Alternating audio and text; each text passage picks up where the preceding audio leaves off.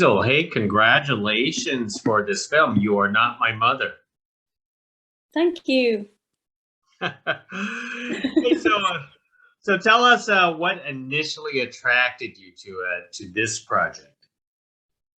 I'm a massive fan of Irish folk tales, and I was a massive fan of horror for a long, long time. And when the script came into my inbox, it was a no-brainer. I think the tagline and the email from my agent was like, "This is a cracking role, Hazel. Just read the first few pages, and you'll know what I mean."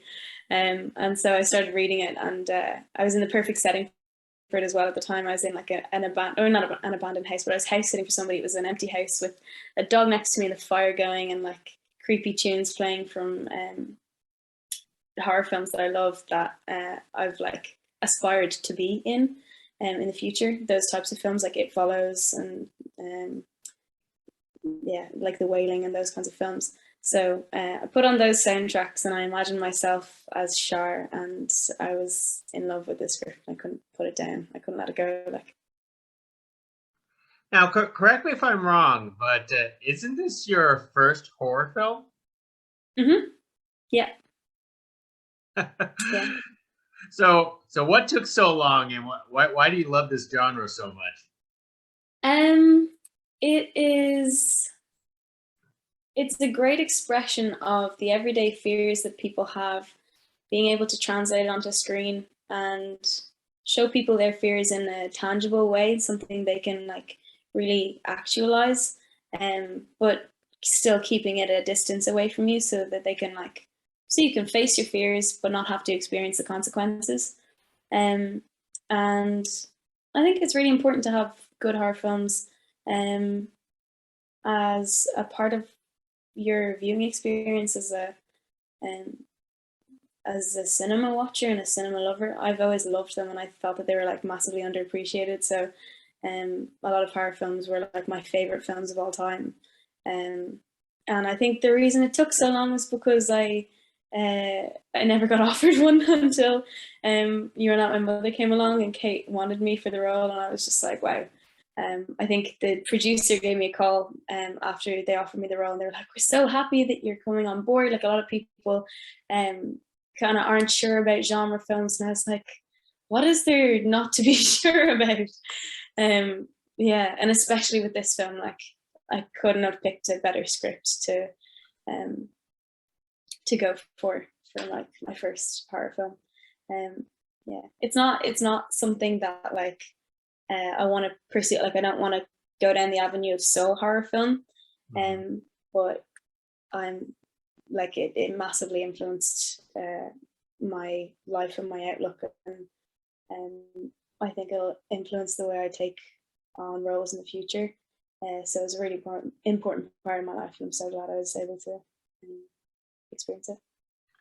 Well, that is very fortunate for yourself. Now, the folklore part. So you love folklore, so that means you are already familiar with what a changeling is. Mm-hmm. Yeah, I'd been familiar with the changeling since I was younger, and I don't really know where it started, um, but I started getting into more natural, um, more sort of like spirituality rather than Christianity or religion, and logically in my brain I was like, oh well, there's other realms then, and we're not the only people here, and there is like a slight chance that there could be fairies here, or like operating on some kind of different plane. That was interesting to me. It was a mystery, and it was like you couldn't disprove it, and you couldn't prove it either.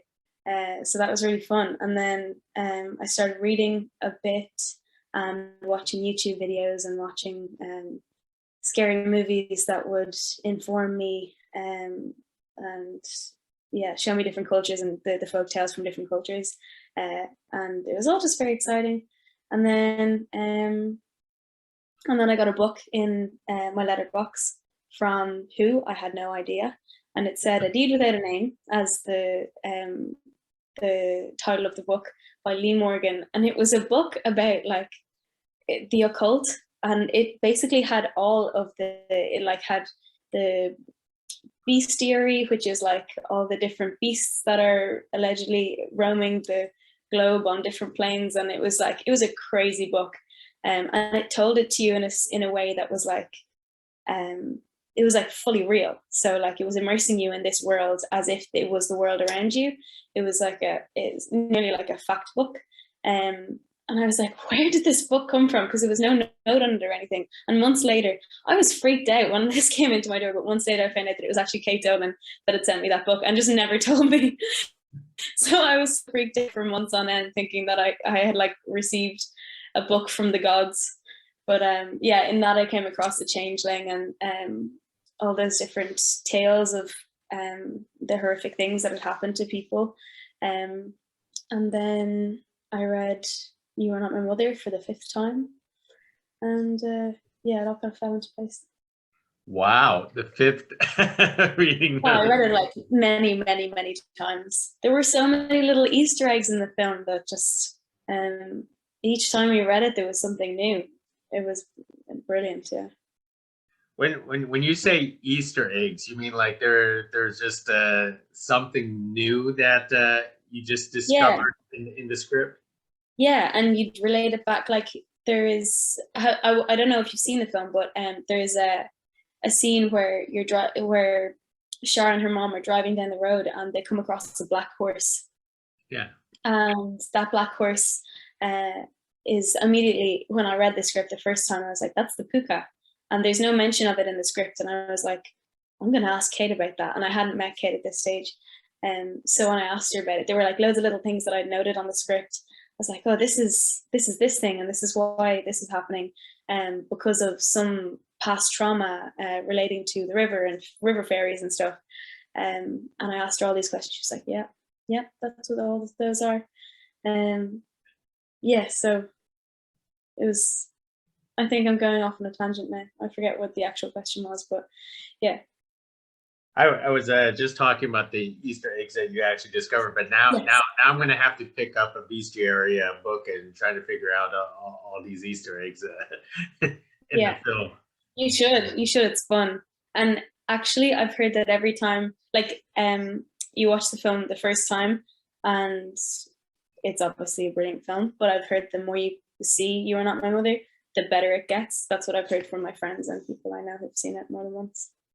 Wow. Do you like to believe in this stuff, or how about this? Do you wish that it was real?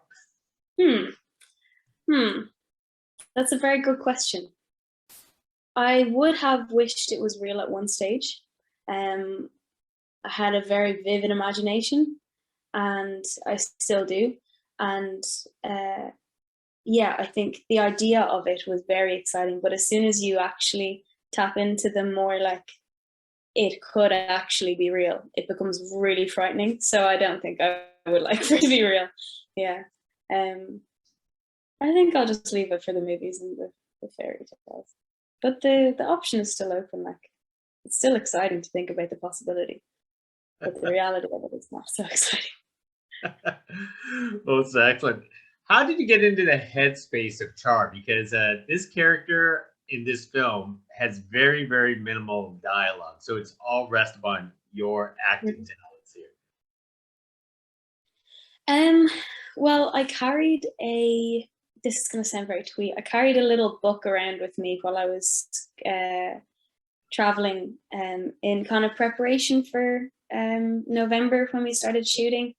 And I was going on summer holidays, and on the drives I would like write diary entries as if I were Char, and just tried out different techniques, because I've never been classically trained as an actor, so I don't really know that much. But I tried out different techniques and try to find what would work for me. And Char is a super introspective character, and she doesn't really let any of her words out. She lets a lot of her fears come out in very tight and stilted and nervous energy. But she's not amazing with her words, until she crosses a boundary in Act 2 or 3 of the film. So yeah, it was a lot about kind of mapping out where the changes occurred in the script, and knowing when she lets her hair down is that the time that she starts to really feel like a free person and that she can really express herself. So it was a lot about making sure that you hit the different character arcs, even though the character arc is quite small. It's set over like 2 days or 3 days. Not all that much can change over 3 days, but yeah, I did a little bit of prep with my little diary entries. Now, one of the greatest things about this film is the makeup effects for the so-called changeling. Does that help you act when you actually see the changeling in front of you? Yep. I remember seeing Carolyn Bracken walking out into the yard where this big, massive bonfire structure was, and seeing her for the first time in the bedraggled getup and the welts and sores that were all over her body and face, and her eyes were like silicone shut. It was the most disturbing thing I'd ever seen in my life. And Madonna Bambino was unbelievable. And Roisin Condon, they were the makeup ladies on set, and they did an unbelievable job. And I remember when we had that scene where I'm in the bonfire and I go to hug her, I remember watching the other day when I was watching the film again at the premiere, I remember like the exact feeling I felt hugging this woman that was like, she had these like sores on her chest, and like, oh, it was horrible. But it was kind of funny at the same time. But it definitely lent itself to the fear and the like factor of the scene. How frightening can that actually be? I can't imagine. So after this film, what's next up with you? Are you gonna try to seek out for more horror features for yourself? I think I'll, it's funny, after you do something like that, or after you do anything, I think as an actor, you want to immediately do the exact opposite to what you've just done. So I want to go into something a bit lighthearted now, something a bit contemplative, and like, yeah, my aim as a person, as an actor, is to be in something like Garden State. I would love to be in a film that emulates the energy from Garden State. I just actually watched it again last night, and it's just one of my favorite films ever. It's so good. But I have a film that I'm filming in July that's coming up, which I'm very excited about. It's another lead role, so I won't be idle for too long. Thankfully. That's terrific. And one more thing before I let you go, because it's actually kind of funny, is that I've been watching a few Irish films lately, and it's either going to be like a drama, romance, or a horror film. What is up about Ireland that makes it such a good setting for films like that? Yeah. For horror, or just for like these types of films? These types of films, it has to be there's some kind of allure to this, right? There is. I think, Ireland make up a massive percentage of the genetic gene pool for the entire world. And I think a lot of people have some sort of Irish roots and feel connected to the country for some reason. Well, for that reason. But even given how distant their connections might be, they still feel connected to Ireland.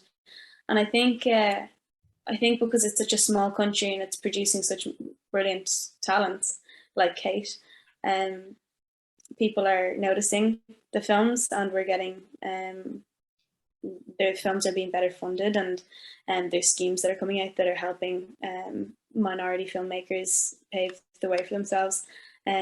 and it's a very exciting time for Ireland. I feel like there's like I've been opened up to the wealth of talent that we have, and it's impeccable. I'm so excited for what Ireland has to offer in the next like 5 or 10 years. It's gonna be pretty cool. And that's in like music and film and the arts, just everything. I'm just seeing so much talent amongst like my friends and my peers, and it's really exciting. I'm looking forward to the rest of the world to be able to see that. That is actually pretty awesome.